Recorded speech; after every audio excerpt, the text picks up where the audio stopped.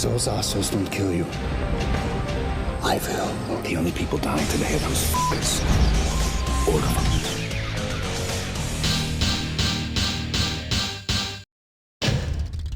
them. Perfect.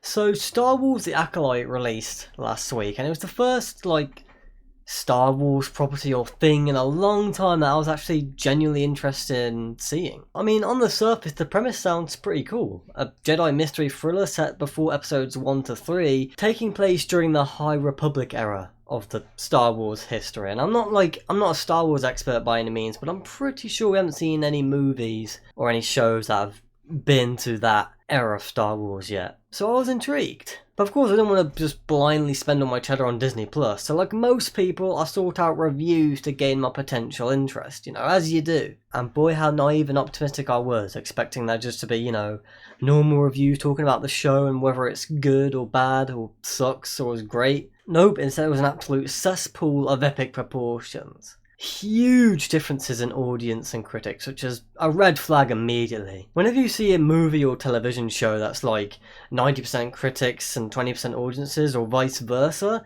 it's usually a sign that either the critics or the audiences have some sort of agenda at play, or they have some sort of predetermined narrative that supersedes the actual show or movie itself. The point is that there's either bias on one side or the other, or in some cases even both. And a lot of the time it can be pretty hard to tell who to trust. That also applies to Star Wars The Acolyte.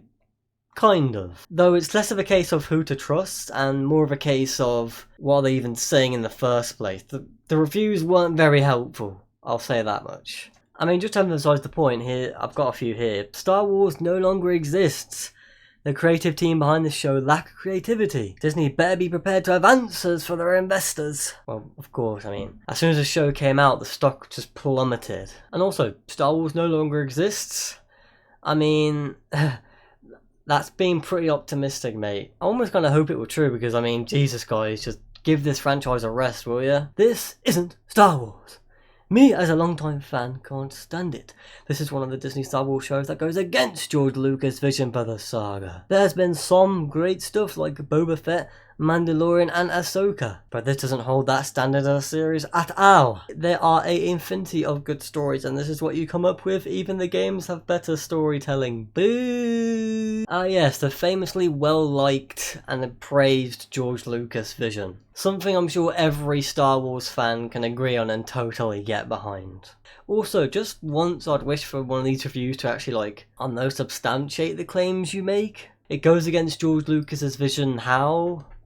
Whatever, I'm reading too much into it, let's just move on. The final review I've got pulled here, and probably the most poignant considering this video, wokeness. Yes, a lot of the criticism and commentary of Star Wars The Acolyte has been around wokeness. How the show is pandering to woke people, or how it has woke values in it. And that's why it sucks. Not because the writing or anything like that is bad, although I suppose that's an additional factor, but mostly because of the wokeness, okay? A simple Google search of Star Wars The Acolyte and you're going to be flooded with videos talking about Star Wars The Acolyte, woke, Disney have failed again, Star Wars on the brink of collapse, blah blah blah. Star Wars The Acolyte, more like Star Wars The Woke, right? What does woke even mean anyway? I'm no professional on the matter, I'm just a layman, so I'll let famous social media influencer and provocateur Chaya Rychik take the stand. Wokeness is the destruction of normalcy and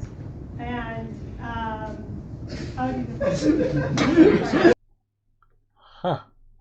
But in all seriousness, I suppose I'll just have to go straight to the Cambridge Dictionary. Wokeness, or woke as a concept, refers to being aware and alert of social problems such as racism and inequality, So as common sense would dictate, anti-woke people believe that these values are being pushed into modern movies, television shows, what have you, by production studios and companies like Disney, Warner Brothers, etc. And that this is the biggest contributing factor in why modern media sucks, or why modern media is heavily flawed at the very least. Because they're all being injected with these values that either they disagree with completely or just don't belong in those shows or movies in the first place. I feel like that's a fair summation of what they believe, but apparently we don't really have anything to worry about, because the people that label themselves anti-woke and complain about wokeness in media have this famous saying, you see. Go woke, go broke. If a movie or TV show goes woke, then it's doomed to fail. So why this is even an issue in the first place, I don't know, because clearly it's not working. Right? Well, no, because this statement is just brazenly stupid and false. If that were true, then why did Barbie become the highest grossing movie of 2023? I'm sorry, but that movie's success is just the nail in the coffin for this argument. And it's not just that movie, just look at the highest grossing movies of 2023 in general. Most of the highest grossing movies in 2023 have all across the board have these so-called woke values. It's also worth noting that this catchphrase is pretty indicative of a common tactic employed by pretty much every cultural/political movement out there. I'm not sure if this phenomenon has a name, but it's basically the idea of the enemy or opposing force simultaneously being super strong and overpowered, whilst also being pathetically weak and barely a threat at all. When anti-woke people need to raise their follower spirits, then Disney and woke companies will always be a pushover, easily defeatable force that is not to be taken seriously. But at the same time, they need to rally the troops and increase their follower count. So how do they do that? Well, that's when woke people or woke companies will automatically become the most dominant force in the bloody galaxy. You know, all the things you love, they're destroying it, they're wiping it out, so we want you to join our cause and fight from behind your PC. I'm not claiming to be a font of wisdom, okay, but I feel like a good general tip for life is like, if you see any movement or organisation or group of people employing this tactic, they usually can't be trusted. Like, just flat can't be trusted at all. Another reason why this line of thinking is just odd, because companies like Disney or what have you, I mean, they want to make money. LGBTQ and people of colour have money. So obviously Disney, being the money-hungry, money-motivated company that it is going to notice this upkick, this increase in these communities and think, wow, there's more of these people, we should try and market our stuff towards them to make more money. This applies doubly so with Disney because their entertainment is like family friendly and all across the board. They're a company hell-bent on trying to make media that has the most mass appeal out there. That's probably why a lot of their stuff sucks nowadays. Not because of forced diversity or whatever, but because they're trying to appeal to so many people at once that their product just becomes lame and bland, lacking identity and substance, which, surprise surprise, is what people are actually looking for. In fact, Disney are notorious for not sticking to their principles, being pretty infamous for censoring their movies in China and Russia, removing the black guy in the poster, or removing the gay kiss in one scene that lasts about a few seconds that they can easily edit out. To think this company actually cares about, you know, principles or taking the moral high ground, it's just laughable. Whenever you see minorities in Disney movies, they're just there, existing. If anti-woke people are to be believed, then LGBTQ people and likewise, their existence is just inherently political. You can't have a gay character in something without it being a statement about being gay or whatever. But then that raises the obvious question, why is it not political to have a white guy in a movie or TV show? It's a stupid double standard that makes no sense, and is honestly just a shitty thing to say. It's a shitty nonsensical standard, but these anti-woke critics will try their damnedest to make it plausible. Going back to the Acolyte for a second, watch how one of the more notorious figures in this community, the critical drinker, fumble his way through a supposed argument during his review or whatever, his analysis of the trailer. I mean, I definitely had fun playing a particularly challenging game of Spot the White Guy with this trailer, because damn man, this one shows enough to fulfill Disney's entire DEI quota for the next 2 fiscal years. For example, check out this collection of Jedi Padawans and see if you can identify the one demographic that's mysteriously left out. Oh my god, man.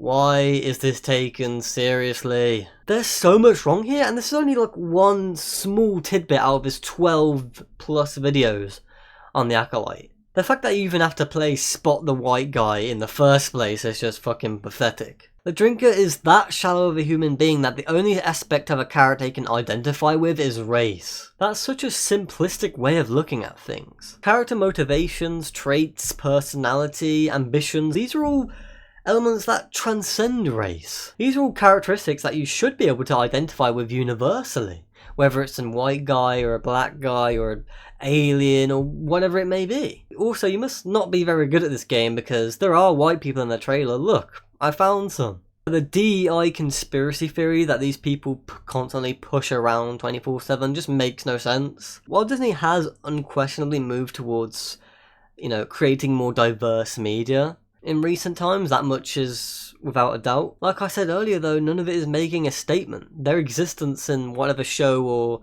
movie it is just representation for the sake of having representation. If Disney is trying to promote an agenda or message with their diversity hires, then what exactly is the message behind this scene? What exactly are they trying to convey to the audience with these meaningless child actors portraying no-name background characters? Oh, and a small thing, in case you haven't noticed, white men haven't gone extinct. Yep, we're still around, we're still here.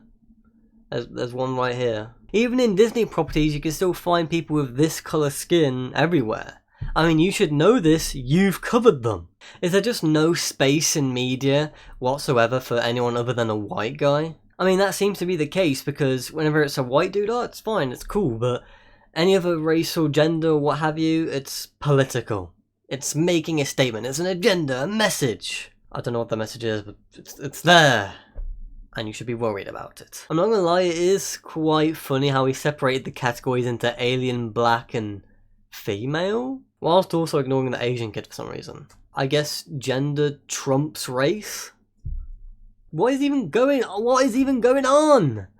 What is the conspiracy here? Unless it's a scene where Master Soul encourages the kids to force choke a pinata of a white dude, then I fail to see how this is an attack on the white man, or whatever the claim is being made here. The absolute worst part of the critique is the complete and utter lack of self-awareness. Do you really not realise the irony of arguing about forced diversity in media whilst criticising Disney for not shoving white men in a scene for no reason? Mate, you're the inverse of what you're arguing against. How are you any better? It's literally forced diversity for thee, not for me. It's like how did this happen?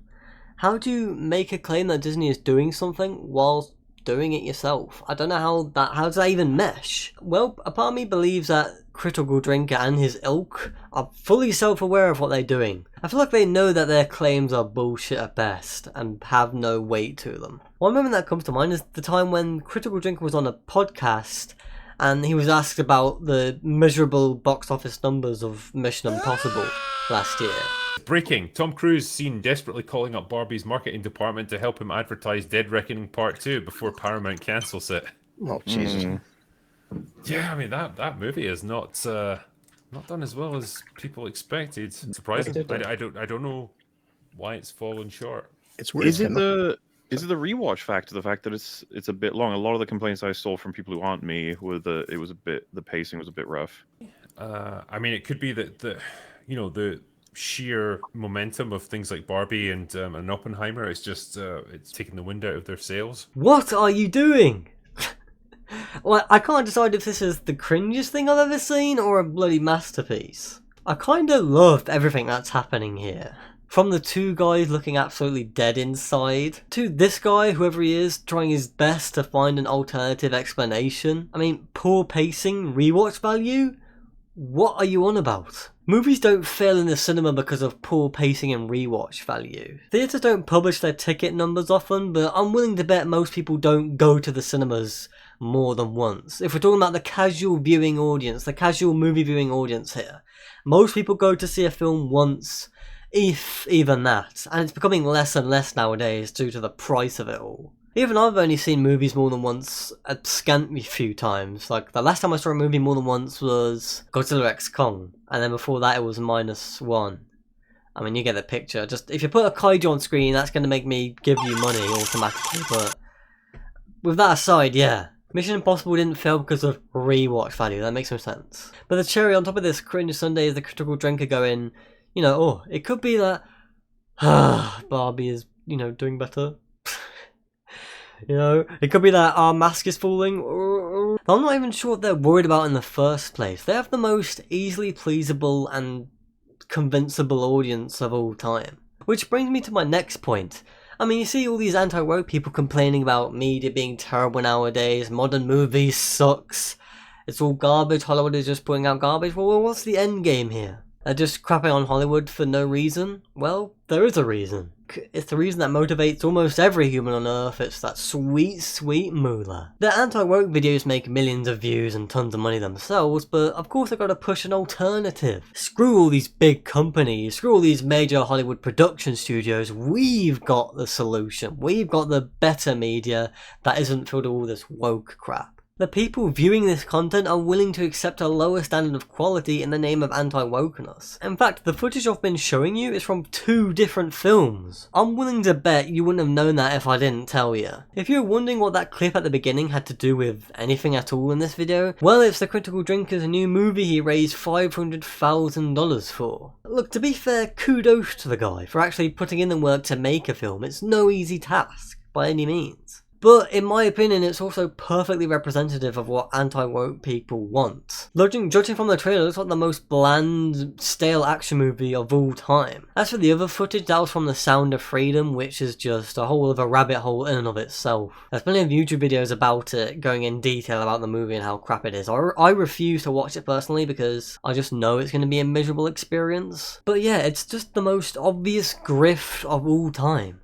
Even I could do it better than these guys do. For purposes of this little mini rants that I'm making here, I watched a bunch of these responses to the, Star Wars Acolyte being woke as hell or whatever. And none of them raised the point about famously woke trans YouTuber PhilosophyTube actually being part of the cast in the bloody thing. I found that out via a simple Google search. Type in Star Wars The Acolyte cast and then you'll see her right there. But nope, you won't even see her mentioned in any of these videos. Which is strange because you think that would be something that they would actually latch onto as evidence that, oh look, Disney's woke as hell, they got a woke agenda. See, they got a trans YouTuber in it. It must be, part of the woke mind virus. These anti-woke YouTube videos are just outrage culture over the most tame, inoffensive shit imaginable.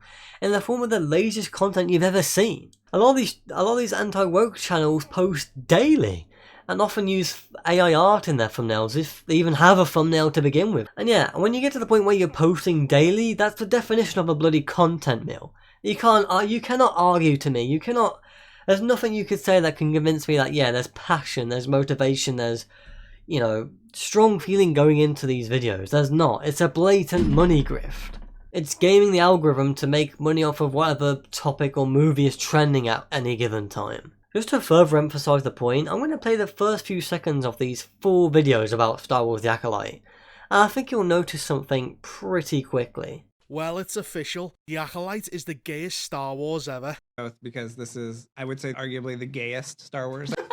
It's pretty gay, let's be honest. Because this is, I would say, arguably the gayest Star Wars, I think, by a considerable margin. And I want to ask you both, because this is, I would say, arguably the gayest Star Wars, I think, by a considerable margin. And not only are there no white men, but the ratio of Jedi women to Jedi men is basically 1-to-1, if not higher. Couldn't even be fucked to do something original or creative. Yeah, coincidentally, they all decided to use the exact same cherry-picked interview clip out of hundreds of others. Which, in context, clearly shows them all joking. They even go on to talk about C-3PO and R2-D2 being gay. And are you telling me, with a straight face, that C-3PO is straight? they're a couple. That's what I think. But no, they would look you just straight-faced in the eye, having the gall to pass it off as the legit smoking gun evidence of the woke agenda. Hey guys, this is Editing Shane coming at you from the future, and I'd just like to clarify a few things real quick. I'm not trying to defend the Acolyte or say it's undeserving of criticism. I haven't seen the show myself, so I can't judge. It could very well be absolute ass. The issue I have is with these anti-woke channels' response to it. Before we even get to any semblance of an argument, we're forced to watch an admittedly cringe interview clip which doesn't actually prove anything, except that the author of the video is politically or emotionally compromised. How are we supposed to trust anything they say when they are coming into it with a blatantly obvious leaning bias? The answer is we can't. Let's say the show had positive aspects. Well, we would never hear them because it wouldn't look good for these channels optically. And it wouldn't contribute to the ever-flowing rage machine fueled by insecurity that keeps these content mills afloat. Even basic information presented by these channels can't be taken at face value because they have no obligation to the truth or anything resembling a fair argument. Anyway, back to the video. But at the end of the day, most of the blame lies at the audience's feet, because they're the ones consuming this type of content, they're the ones falling for this stupidity over and over again. You'd think you'd reach a point where you'd be like, okay, I'm just not going to consume any Disney media now because it's all woke. I'm going to watch old movies, I'm going to watch alternative movies that aren't Hollywood oriented. But nobody's just buying into the same rage bait over and over and over and over and over and over again. It's like someone my age getting a security alert from Microsoft and saying, yeah, sounds good. Like, sure, it sucks that you were scammed, but let's be honest, it's kind of your fault for being that big of a sucker. Fool me once, shame on you. Fool me 1,000 times. And yeah, who's really at blame? Who's really the problem here? What makes matters worse is that this blatant grift draws attention away from the real problems going on with the movie industry, of which there are countless of. Lesser known cast and crew getting insultingly low pay, and almost no residuals, scanning actors and keeping their likeness for eternity, the death of cinemas and theatres, Hollywood's continued non-action against abusers in the industry, etc, etc, I could go on. If these people ever bring up problems or shady shit in the industry, it's only to further their point about X thing being woke. Leslie Headland, the showrunner for Star Wars The Acolyte, spent 4 years as Harvey Weinstein's personal assistant. Which, yeah, pretty yikes, to say the least. Definitely something that warrants further investigation. But do these people do their due diligence and cover it in their videos? Fucking barely. It's just an extra tool to be used to pwn the libs that they'll drop in as a sentence here and there. It's bloody gross. It feels so discouraging to see these grifters succeed. It's like, why the fuck do I even bother? You know, maybe I should start making videos like this, because it's so easy. But then I remember that the people watching these videos aren't really loyal to the creators themselves. They're loyal to their talking points. They just want to hear the same bland, redundant, and utterly fucking flawed bullet points ad nauseum over and over and over again. Because it's rage-inducing, and rage feels good. It feels good to be angry at something. It gives you reason and purpose. Reason and purpose that amounts to almost nothing, mind you, but still, it's a motivator nonetheless. That's why these videos get tons of traction. Ideally, you'd want to push back against these ideas. I mean, hell, that's what I'm doing now. But to be honest, I feel like people have been doing this for ages and nothing's changed. So you know what I say? Let them fight. Let them wage an imaginary culture war. It's their time and their money. After this video, I fully intend to just ignore it as best as possible. In fact, I've got some more positive videos coming up, which I'm actually really looking forward to. I like making videos about stuff I enjoy rather than stuff I hated, and I've been doing a lot of negative videos recently, so I think it's time to switch it up. But I digress. These anti-woke grifters and their willfully gullible audiences are just playing a decade-spanning game of soggy biscuit, continuing the circle jerk forevermore, with the winner being the one who lasts the longest until reality and historical precedent eventually catches up. With that being said, that's all I have to say on this matter. Like if you liked, dislike if you disliked, subscribe for more quality content, and I'll see you guys next time. Have some more chicken. Have some more pie. Have some more chicken. Have some more pie. Have some more chicken. Have some more pie. It doesn't matter if it's boiled or fried. Have some more chicken. Have some more pie. Have some more chicken. Have some more pie. Have some more chicken. Have some more pie. It doesn't matter if it's boiled or fried.